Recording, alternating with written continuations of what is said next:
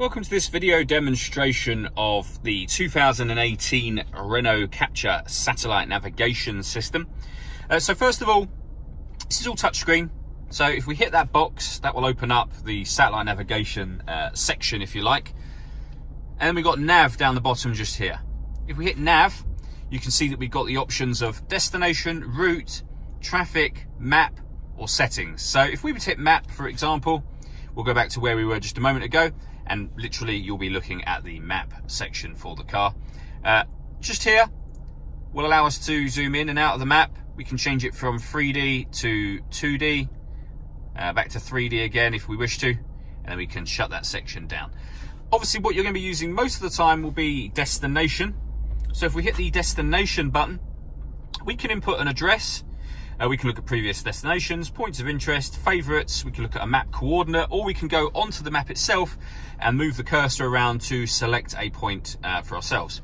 So first of all, if we wanted points of interest, so this would be if you're out and about and you suddenly realised that you needed fuel, or you were looking for parking, restaurants, or accommodation, you can do that. So let's say you were stuck in traffic, you were so far from home that you were going to look for accommodation. You can hit accommodation and it will bring up the closest place and places just here. So there's a Premier Inn there, for example. You can select the Premier Inn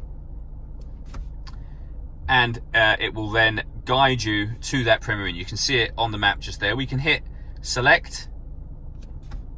It will now plan the route and take us to that destination, which in this case is, as I say, the Premier Inn.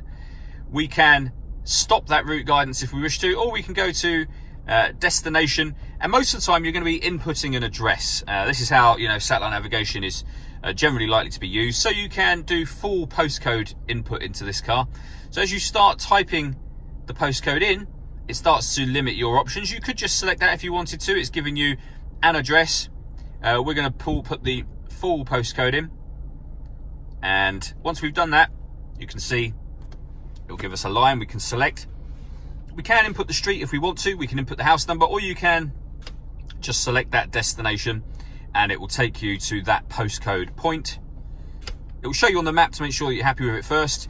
Now, because we've already got a route put in, the one to the Premier Inn, it's asking if we want to set it as a middle destination, our final destination. So we stop in between at the Premier Inn, or new route, which is what we will select. So it will stop the previous route that you were doing and give us this new route.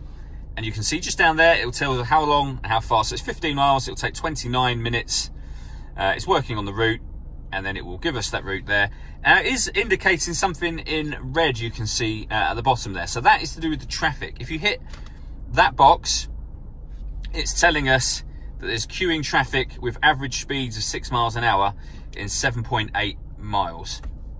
And then you can choose to ignore that or consider that, whichever you want to do, and it will divert you around that traffic.